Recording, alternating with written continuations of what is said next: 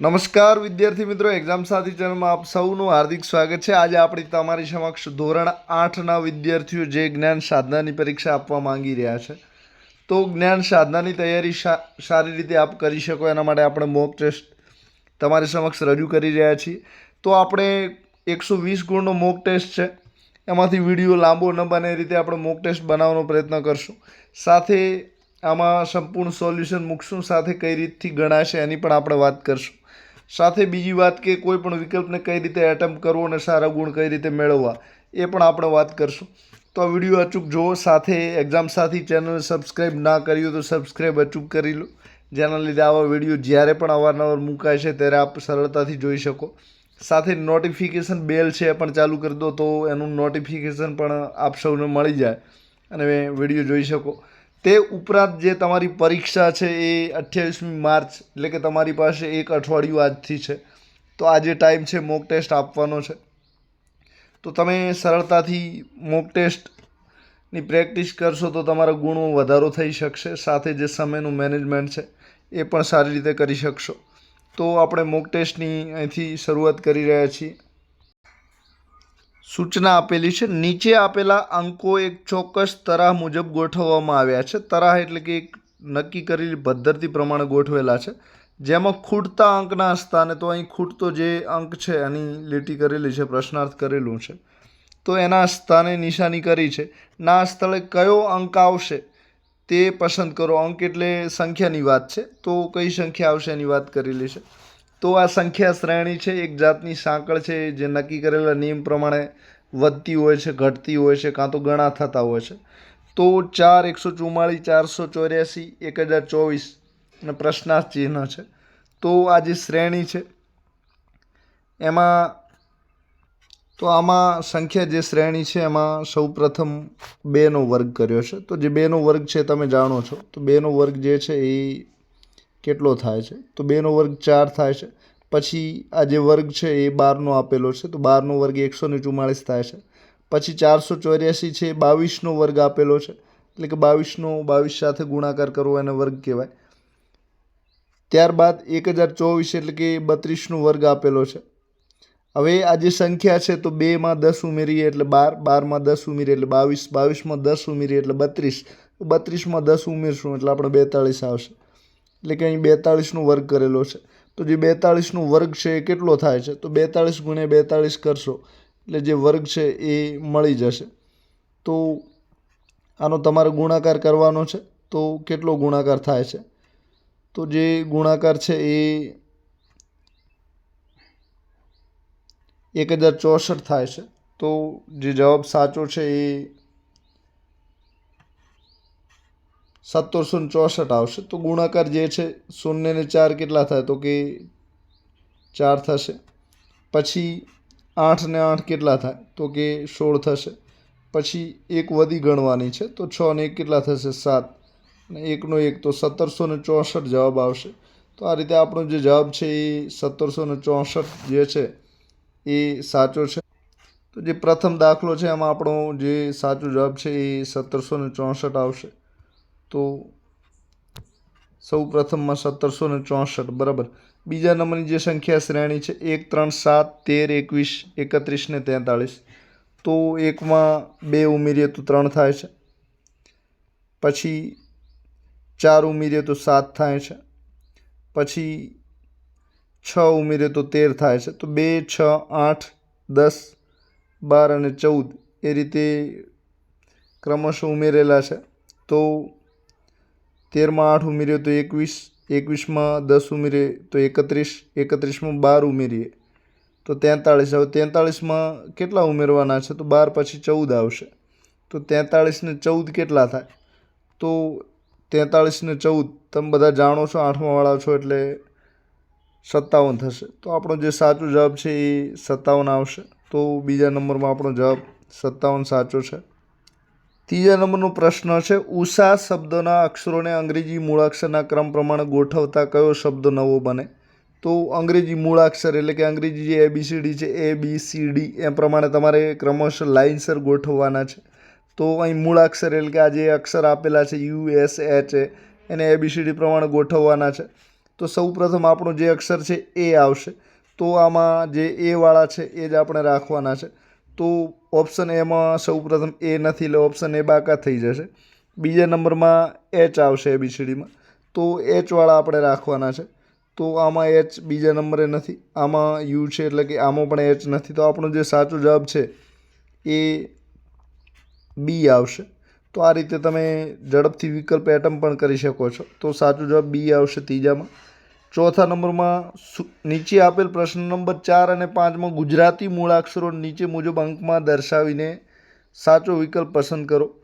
તો અહીં મૂળાક્ષર ગુજરાતી આપેલા છે જ, ડ, ભ, ર અને ત.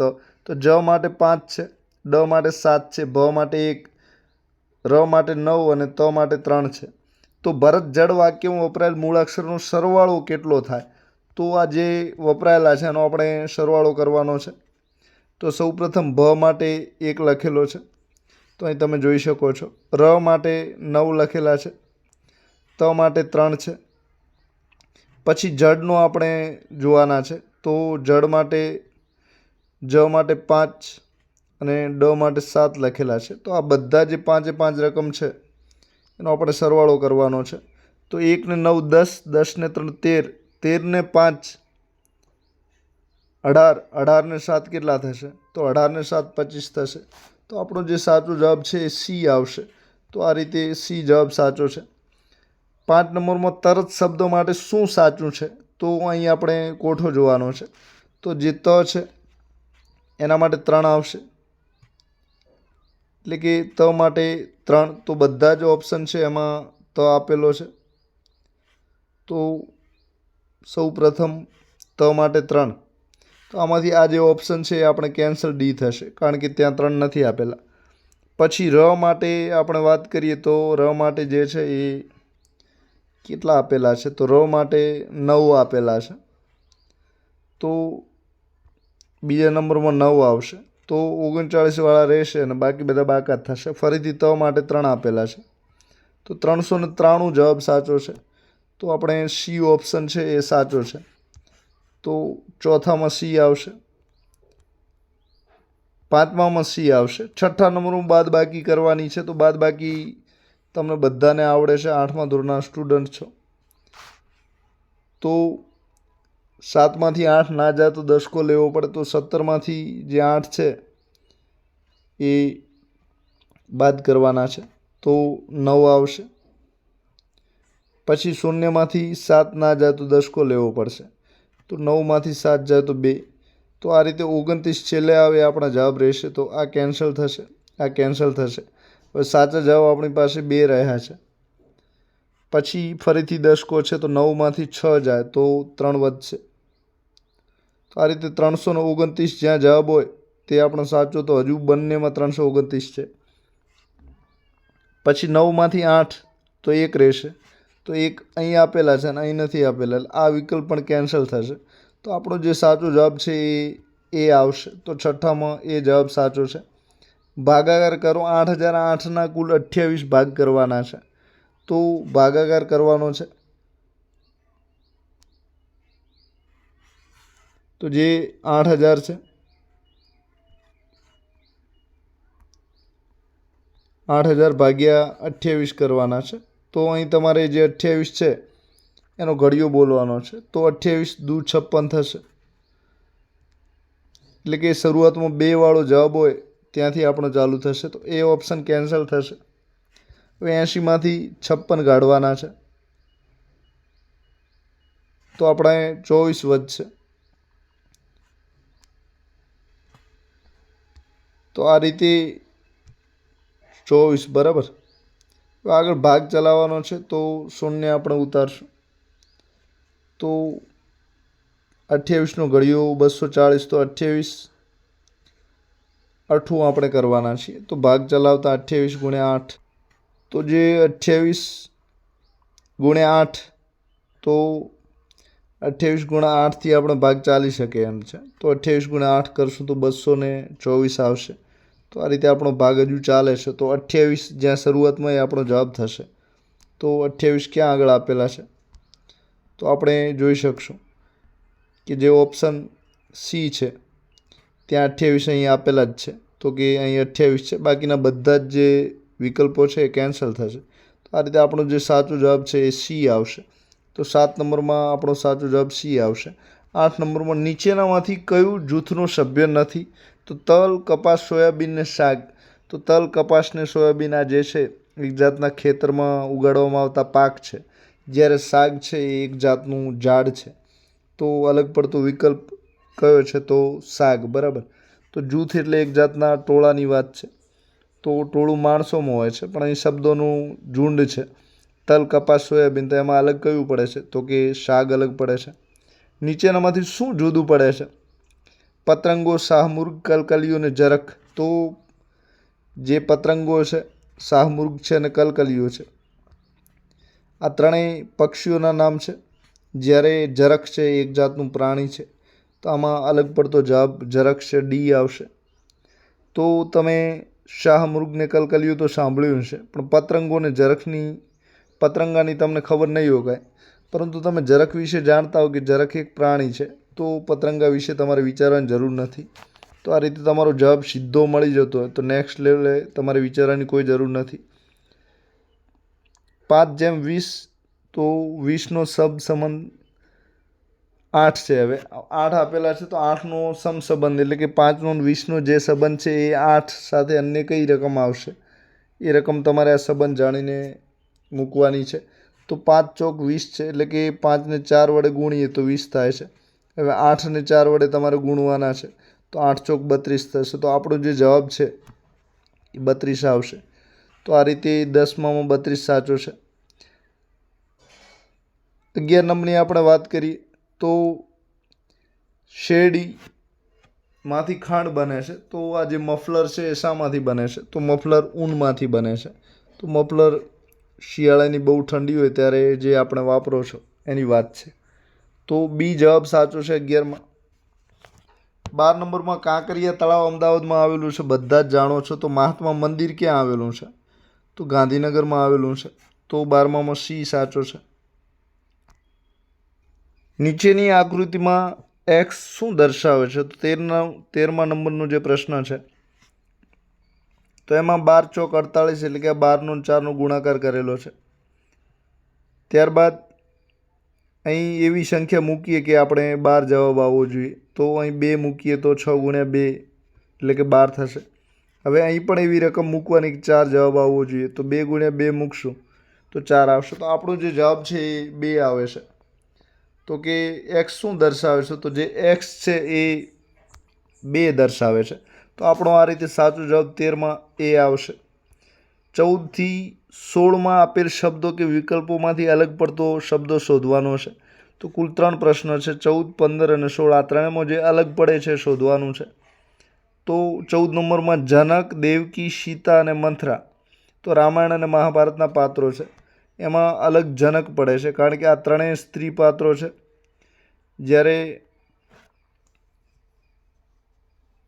જનક છે એ પુરુષ છે. તો આ રીતે સાચો જવાબ જનક આવશે, એટલે કે બી સાચું છે.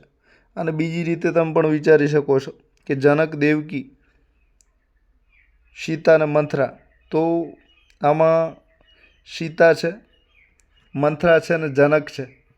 આ ત્રણેય રામાયણના પાત્રો છે, જ્યારે દેવકી છે મહાભારતનું પાત્ર છે. તો આ રીતે પણ તમે વિચારીને આ પ્રશ્ન છે એનું ઓબ્જેક્શન ઉઠાવી શકો છો. પરંતુ અહીં જનક પુરુષ પાત્ર છે અને બાકી સ્ત્રી પાત્રો છે. તો આ રીતે અલગ પડે છે. પછી 15 નંબરમાં બંટી, જવ, મકાઈ ને મઠ. તો આ બધા પાક આપેલા છે. તો બંટી, જવ અને મકાઈ આ ત્રણેય પાક તમે જોશો તો અનાજ છે, અને જ્યારે મઠ છે એ કઠોળ છે. તો આમાં અલગ પડતું મઠ છે. તો બંટી નામ ઘણાએ નહીં સાંભળ્યું એવું બની શકે છે. ત્યારબાદ 16 નંબરમાં સેલ્સિયસ, ફેરનહીટ, કેલ્વિન ને તાપમાન 4 ઓપ્શન આપેલા છે. તો સેલ્સિયસ, ફેરનહીટ ને કેલ્વિન આ તાપમાન માપવા માટેના એકમ છે, અને તાપમાન કોઈ એકમ નથી, તો તાપમાન આવશે, એટલે કે ડી અલગ પડે છે. 17 નંબરમાં નીચેનામાંથી સૌથી ઓછા ખૂણા ધરાવતો મૂળાક્ષર જણાવો. તો ખૂણા વિશે તમે બધા અવગત છો. આ રીતે કાટકોણ, લઘુકોણ કે ગુરુકોણ ગમે તે ખૂણો ઘણી જગ્યાએ બનતો હોય છે. તો ડબલ્યુમાં ખૂણા બને છે. એક્સમાં બને છે, વાયમાં બને છે અને સીમાં. તો જે સી છે ત્યાં માત્ર 2 જ ખૂણા બને છે અને બાકીના બધા જ અક્ષરોમાં વધારે ખૂણા બને છે. તો જે આપણો સાચો જવાબ છે એ સી આવશે. ગઈકાલની અગાઉનો દિવસ ગુરુવાર હતો, તો આવતીકાલ પછીનો દિવસ કયો હશે? તો ગઈકાલની અગાઉનો દિવસ એટલે કે આજનો દિવસ, તો ગઈકાલની આગળનો જે દિવસ છે ગુરુવાર હતો. ગઈકાલે મતલબ કે બુધવાર હોય તો એનો અગાઉનો દિવસ ગુરુવાર હોય. તો જે આજનો દિવસ છે એના માટે શુક્રવાર, આવતીકાલ માટે શનિવાર અને શનિવાર પછીનો દિવસ કયો છે? તો રવિવાર આવશે. તો આ રીતે જે સાચો જવાબ છે એ રવિવાર આવશે. તો આમાં થોડું તમારે વિચારવાની જરૂર છે. 19 નંબરમાં નિવાસ શીર્ષાસન કરે છે. તો શીર્ષાસનમાં આપ સૌ અવગત છો કે એક જાતનું માથું નીચું હોય અને પગ ઉપર હોય એ રીતે એક જાતનું આસન છે. તો નિવાસ શીર્ષાસન કરે છે ત્યારે તેનું જે મોં હોય છે એ પશ્ચિમ દિશામાં હોય છે. તો આ નિવા છે, આ પશ્ચિમ દિશા છે. પછી આ ઉત્તર દિશા છે અને આ કઈ છે? દક્ષિણ છે. તો નિવા શીર્ષાસન કરે છે ત્યારે તેનું જે મોઢું હોય છે એ પશ્ચિમ દિશામાં હોય છે. એટલે કે નિવાનું મોઢું આ બાજુ હોય છે, પશ્ચિમ દિશામાં. તો તેનો ડાબો હાથ કઈ દિશામાં હશે? તો જે નિવા છે એનો હાથ ક્યારે આ બાજુ ઉપર ના હોય, હાથ હંમેશા મોઢાથી વિરુદ્ધ દિશામાં હોય. તો જેનો હાથ છે ઉત્તર દિશામાં હશે. તો જે સાચો જવાબ છે એ આવશે, એટલે કે ઉત્તર સાચું છે. 20 નંબરમાં 91 થી 100 વચ્ચે કેટલી અવિભાજ્ય સંખ્યાઓ આવે છે? અવિભાજ્ય સંખ્યાઓ એટલે એવી સંખ્યા જેના માત્ર 2 અવયવ હોય. 2 અવયવ કયા? તો કે એક પોતે, સંખ્યા જે છે તે પોતે, અને બીજો અવયવ એવો છે કે એક, તો એક બધામાં હોય જ છે. તો આ રીતે 2 કરતાં વધારે અવયવો એ બધી વિભાજ્ય કહેવાય છે અને જેના 2 જ અવયવો એ બધી અવિભાજ્ય કહેવાય છે, એટલે કે એના ભાગ પાડી શકાતા નથી. તો આવી જે સંખ્યા છે એ 92 છે. તો 92ના 2 ભાગ પાડી શકાય છે, તો એ ના આવે. પછી 93 છે, એ 93 પણ અમુક ઘડિયામાં આવે જ છે, તો એ પણ નહીં આવે. 94 છે, તો 14 છક 94 એ પણ આવે છે. 95, 19 55 95 એ પણ આવે છે. પછી 96 આવે છે. 97 છે એ કોઈ ઘડિયામાં નથી આવતી, એટલે કે એના માત્ર 2 જ અવયવ પડે છે. તો 97 એકમાત્ર એવી સંખ્યા છે. 98 99 બંને આવે છે. તો 91 થી 100 વચ્ચે કેટલી અવિભાજ્ય સંખ્યાઓ આવે છે? તો માત્ર 97 એક એવી સંખ્યા છે કે જે 91 થી 100 વચ્ચે અવિભાજ્ય છે. તો આપણો જે જવાબ છે 1 આવશે. તો કે આવી સંખ્યાઓ કેટલી? તો કે એક જ સંખ્યા છે. એક પાઇપના સરખા 5 ટુકડા કરવા કેટલી વાર કાપવું પડે છે? તો આ રીતે સીધી લીટી દોરેલી હોય, મતલબ કે આ પાઇપ છે, એના એક પાઇપના સરખા 5 ટુકડા કરવાના છે. તો આપણે કેટલી વખત કાપવાનું છે ગણવાનું છે. તો આ એક ટુકડો, આ 2, આ 3 અને આ 4. બરાબર. હવે આપણે 5 ટુકડા કરવાના છે, તો ટુકડા ગણી લઈએ. તો આટલા સુધી એક ટુકડો છે, પછી આ 2 ટુકડા, આ 3 ટુકડા, આ 4 ટુકડા અને આ 5 ટુકડા. તો આપણે કેટલી વખત કાપી છે? તો કે 1 2 3 અને 4, 4 વખત કાપી છે. તો આ રીતે આપણો જે સાચો જવાબ છે એ કેટલો આવશે? તો કે આપણો સાચો જવાબ 4 આવશે. તો આ રીતે 4 સાચો છે. તો 21માં સી આવશે. 22 નંબરનો પ્રશ્ન છે. 2 કેરી બરાબર 6 સફરજન, 2 સફરજન બરાબર 8 કેળા. તો એક કેરી લેવાને બદલે કેટલા કેળા મળે? તો એક કેરીના કેટલા કેળા મળે એ આપણે અહીં વાત કરેલી છે. તો 2 કેરી બરાબર 6 સફરજન છે, એનો મતલબ એ થયો કે એક કેરીમાં 3 સફરજન હોય. બરાબર. તો હવે 2 સફરજનના 8 કેળા છે. બરાબર. 2 સફરજનના કેટલા કેળા હશે? 8. તો એક કેરી બરાબર 3 સફરજન થાય. બરાબર. તો એક સફરજનના 4 કેળા થયા. કેટલા કેળા થયા? એક સફરજન બરાબર 4 કેળા. તો 3 સફરજન છે, તો કેટલા કેળા થયા? 12. કેટલા થયા? 12. એક કેરી બરાબર સફરજન કેટલા? 3. હવે 3 સફરજન બરાબર કેળા કેટલા? કે 12. તો એક કેરી બરાબર કેળા કેટલા થશે? તો કે 12 થશે. તો આ રીતે જે સાચો જવાબ છે એ 12 આવશે, એટલે કે 22 નંબરમાં એ સાચો છે. હવે 2 કેરીના કેળા પૂછ્યા હોત તો 24. તો એ રીતે 3 કેરીના પૂછ્યા હોત તો એ રીતે વધતા રહો 36 આવત. 23 નંબરમાં જે સંખ્યા આપેલી છે એમાં 33 જોડ કેટલી વખત આવે છે? જોડ એટલે જોડકું, જેમાં બે હોય એને જોડકું કહેવાય છે. તો 33 એક સાથે આપેલો હોય એ જ જોડ કહેવાય છે. તો આવા 33 કેટલી વખત આવે છે ગણવાના છે. તો અહીં 33 આપેલા છે એક, પછી આ બીજી વખત આપેલા છે, આ ત્રીજી વખત છે, આ જે છે ચોથી વખત છે. એટલે કે 33ની કુલ 4 જોડ આપેલી છે. તો આપણો સાચો જવાબ એ આવશે. 24 નંબરમાં જો 8 વત્તા 5ને સંખ્યા બનાવેલી છે 40, 85, 13 અને 7 વત્તા 8ને 56, 78, 15 લખી શકાય. તો એ જ ભાષામાં 6 વત્તા 5ને શું લખાય છે? તો અહીં સૌ પ્રથમ ગુણાકાર કરેલો છે એટલે કે 8 × 5 = 40. પછી 8 અને 5 એટલે કે 8 અને 5 જે રકમ છે એમને એમ લખી દીધી છે. પછી 8 અને 5નો સરવાળો છે એટલે કે 8 ને 5 13 થશે. તો સૌ પ્રથમ 7 ને 8નો ગુણાકાર 17 × 56. પછી 7 ને 8ને એમને એમ લખી દીધા છે અને ત્રીજા નંબરે એનો સરવાળો છે તો કે 7 ને 8 15. તો સૌ પ્રથમ 6 × 5 = 30. તો આમાંથી આ જવાબ છે એ કેન્સલ થઈ જશે. બીજા નંબરમાં એમને એમ 65 લખવાના છે તો 30 પછી 65 આવશે. તો 30 પછી અહીં 56 છે એટલે ખોટું, 30 પછી 11 છે એટલે ખોટું. તો આપણો જે સાચો જવાબ છે એ આવશે એટલે કે 24માં એ સાચું છે. 25 નંબરમાં અર્થપૂર્ણ ક્રમમાં ગોઠવો. તો અર્થપૂર્ણ ક્રમ એટલે કે સૌ પ્રથમ કોઈ પણ વસ્તુને અર્થપૂર્ણ પૂછવામાં આવે છે ત્યારે કોઈ પણ વસ્તુનો જન્મ સૌ પ્રથમ થાય છે અને મરણ પછી થાય છે. તો અહીં આપણે જન્મથી એટલે કે શરૂઆતથી લેવાનું છે. તો સૌ પ્રથમ ચોમાસું હોય એટલે કે સૌ પ્રથમ ચોમાસું 3 નંબર આવે. તો અહીં 3 આમાં નથી. પછી આમાં પણ 3 નથી આપેલા કે આ સી અને ડી બે વિકલ્પ જતા રહેશે. હવે ચોમાસા પછી ચોમાસામાં વરસાદ આવે, બરાબર, તો 3 પછી 1 નંબર આવશે, બરાબર. હવે આમાં 1 નંબર નથી એટલે આ પણ જતું રહેશે. તો આપણી પાસે એક જ ઓપ્શન વધ્યો છે એ. તો આપણો સાચો જવાબ એ આવશે. તો ચોમાસું છે એમાં વરસાદ આવે, વરસાદ વધારે આવે એટલે પૂર થાય અને પૂરમાં જે મકાન બીજા તણાવ્યા હોય, લોકો તણાયા હોય, તો એના માટે અધિકારીઓ બચાવ કાર્ય કરે છે. તો આ રીતે 3, 1, 2, 4 આવશે. ત્યારબાદ 26 નંબરમાં સાદું રૂપ આપો. તો 20 + 2 × 30/10 આપેલા છે.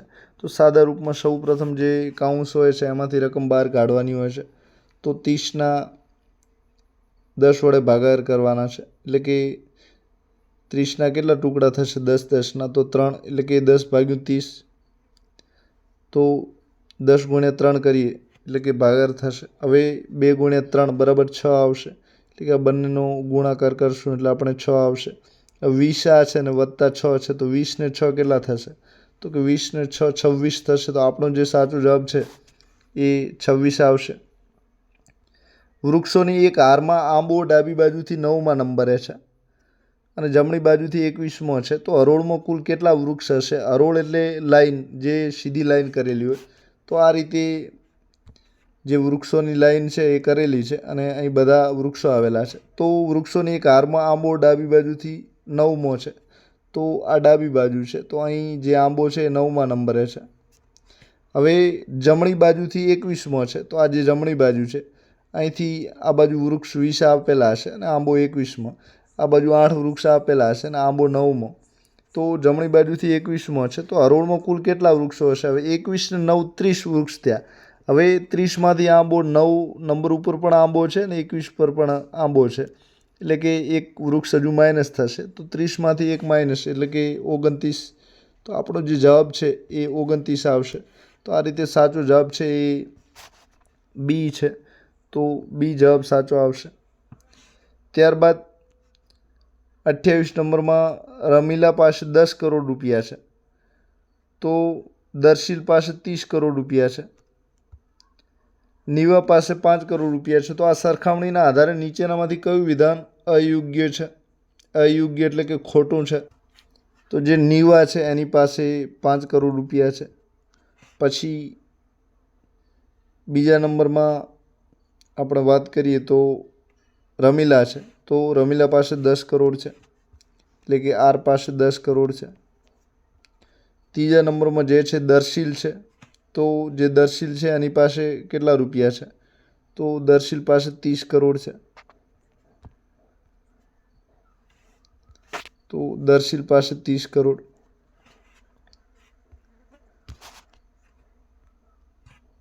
તો ચાર ખોટું કયું છે આપણે શોધવાનું છે. તો દર્શીલ એ નીવા અને રમીલા કરતાં અમીર છે. તો આ જે દર્શીલ છે એ નીવા અને રમીલા કરતાં અમીર છે. તો સાચી વાત છે, દર્શીલ પાસે 30 કરોડ છે. તો પ્રથમ વિધાન એકદમ સાચું છે. બીજા નંબરમાં નીવા પાસે રમીલા કરતાં અડધા રૂપિયા છે. તો આ નીવા પાસે 5 કરોડ છે અને રમીલા પાસે 10 કરોડ છે. તો રમીલા કરતાં અડધા છે. બીજું વિધાન પણ સાચું છે. ત્રીજામાં નીવા પાસે રહેલા રૂપિયાના 6 ગણા રૂપિયા દર્શીલ પાસે છે. તો નીવા પાસે 5 છે અને દર્શીલ પાસે 30 કરોડ છે. તો 5 છક 30 એટલે કે 5ના 6 ગણા છે. તો ત્રીજું પણ સાચું છે. હવે જે બાકી રહ્યું એ છેલ્લું ખોટું છે. તો કે રમીલા સૌથી ગરીબ છે, ખોટી વસ્તુ છે. તો રમીલા પાસે 10 કરોડ છે અને નીવા પાસે 5 કરોડ છે. તો નીવા સૌથી ગરીબ છે. તો આ વિધાન ખોટું છે એટલે કે અયોગ્ય છે. તો ડી જવાબ આવશે.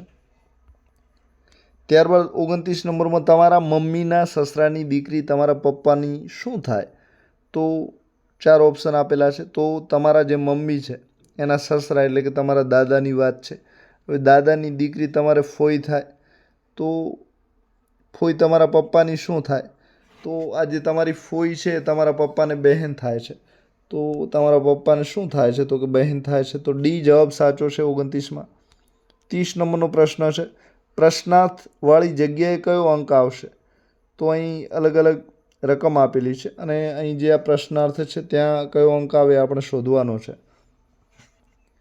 તો 3 ને 7 આ બંનેનો સરવાળો કરશું તો 10 થશે. પછી આ 6 અને 3 છે એ બંનેનો સરવાળો કરશું તો 9 થશે. તો એ રીતે 5 ને 7 12, 14 ને 5 19 થશે. હવે અહીં 60 આપેલા છે. તો 40માં કેટલા ઉમેરીએ તો 60 થાય? તો 40માં 20 ઉમેરીએ તો 60 થાય. 24માં કેટલા ઉમેરીએ તો 44 થાય. તો ત્યાં પણ 20 આવશે. તો આ રીતે આપણો જે જવાબ છે 20 આવશે. એટલે કે 30 નંબરમાં આપણો સાચો જવાબ જે છે એ ડી સાચો છે. 31 નંબરમાં નીચેની આકૃતિનો અભ્યાસ કરી લુપ્ત સંખ્યા શોધો. લુપ્ત એટલે ગાયબ થયેલી, દેખાતી ના હોય તેવી સંખ્યા આપણે શોધવાની છે. તો જે ગાયબ થયેલી વસ્તુ છે તો અહીં 3 શ્રેણીઓ આપેલી છે. કુલ આ 2 અને આ ત્રીજીમાં જે અહીં છે આપણે જવાબ બાકી રહેશે એટલે કે શોધવાનો છે. તો ત્યાં લુપ્ત સંખ્યા એ શોધવાની છે. તો 9 81 એટલે કે 9નો 9 સાથે ગુણાકાર કરીએ તો 81 થાય.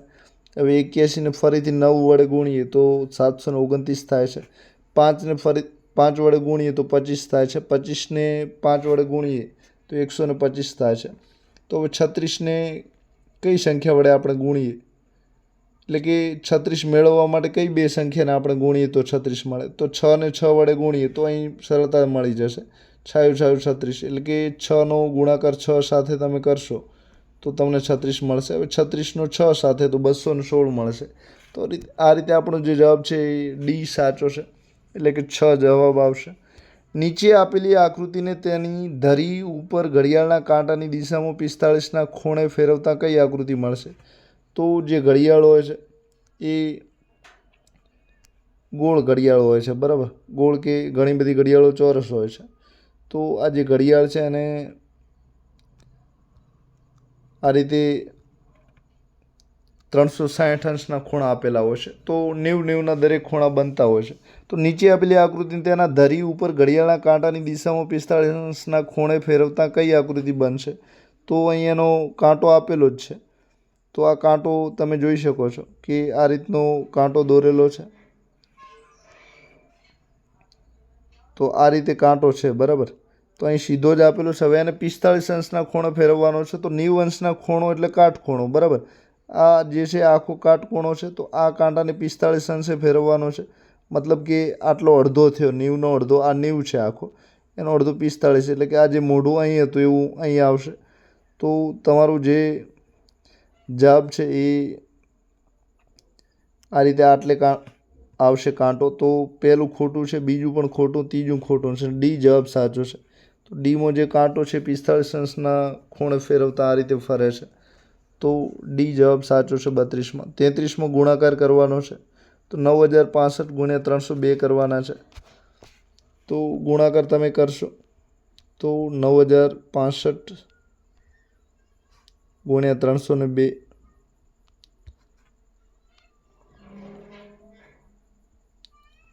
તો સૌ પ્રથમ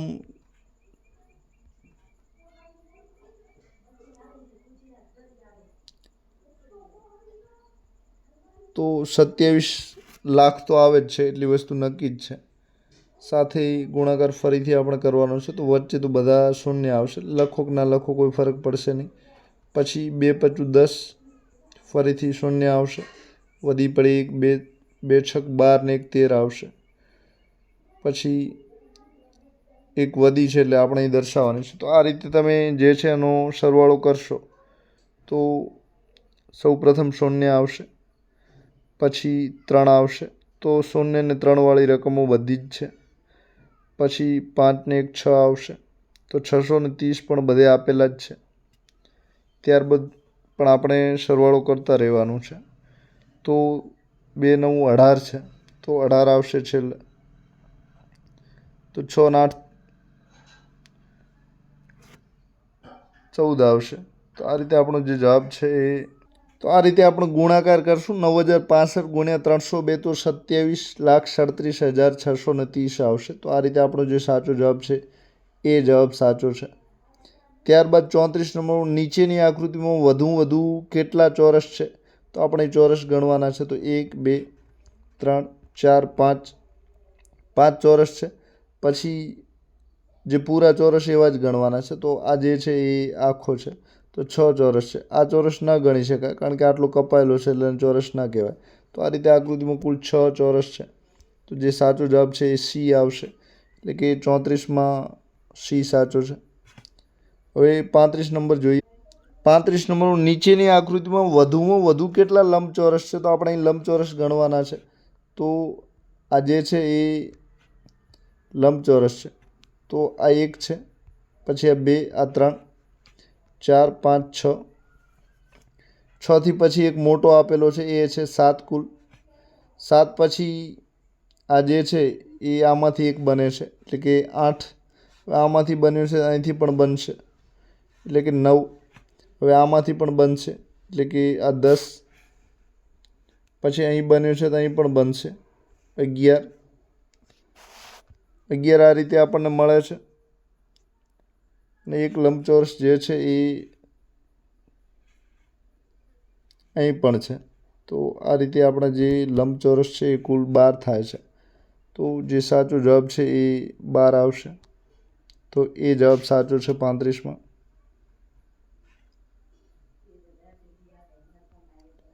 ત્યારબાદ 36 નંબરમાં, નીચેની આકૃતિમાં કેટલા ત્રિકોણ છે? તો ત્રિકોણ તમારે ગણવાના છે. તો આ રીતે તમે ગણી શકો છો. 8 ત્રિકોણ અહીં આપેલા જ છે. હવે અહીં ત્રિકોણ તમારે ગણવાના છે. તો એક ત્રિકોણ અહીં છે 9, પછી આ વચ્ચે આપેલો છે 10, પછી આ જે છે એ અહીં આપેલો છે 11 ત્રિકોણ અહીં થાય છે.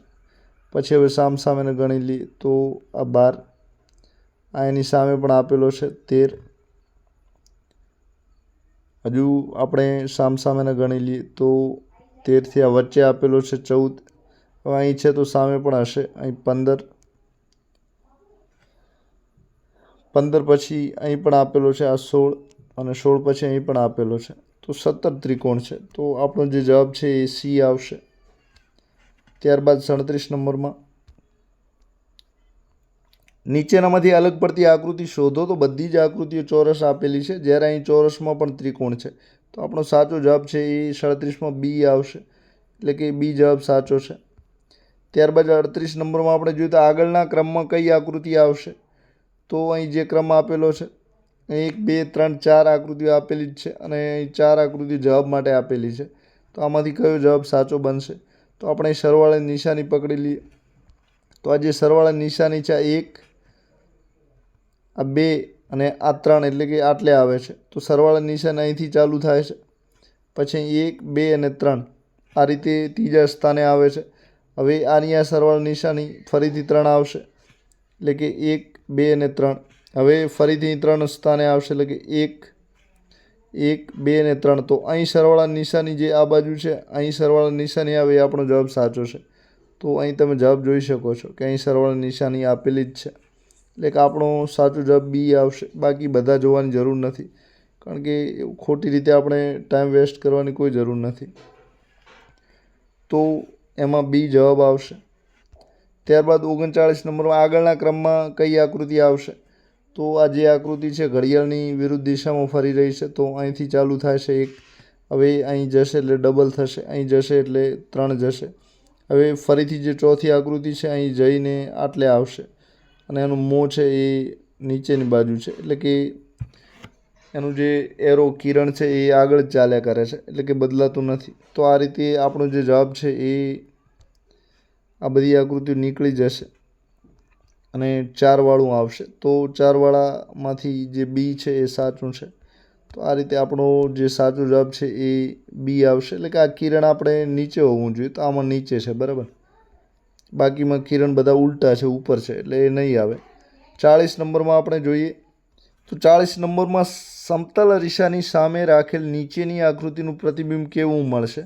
તો કોઈ પણ અરીસામાં તમે પ્રતિબિંબ જુઓ છો તો ડાબી ને જમણી બાજુ બદલાય છે, એટલે કે તમારી ડાબા ગાલે ચોકલેટ લગાવેલી હોય તો એ જમણા ગાલે દેખાય છે, અને જમણા ગાલે કંઈ લગાવેલી વસ્તુ હોય એ તો એ ડાબા ગાલે દેખાય છે, એટલે કે આ રીતે બદલાઈ જાય છે.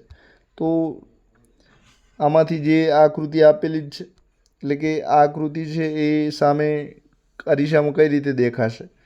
તો અહીં જે આ બારી છે, આ બારી આ બાજુ જતી રહેશે, તો આ બાજુ બારી આમાં આપેલી જ છે.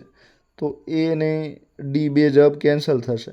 આપણી પાસે 2 જવાબ વધ્યા છે. હવે આ જે ઉપર ઢાંકેલા છાપરા માટે નળિયા છે તો એ જમણી બાજુ છે તો એ ડાબી બાજુ જતા રહેશે, તો અહીં ડાબી બાજુ જાય છે. તો બી ને સી વધ્યા છે, પરંતુ અહીં સીધા આપેલા છે ને અહીં ઉલટા છે, એટલે કે બી પણ ખોટો છે.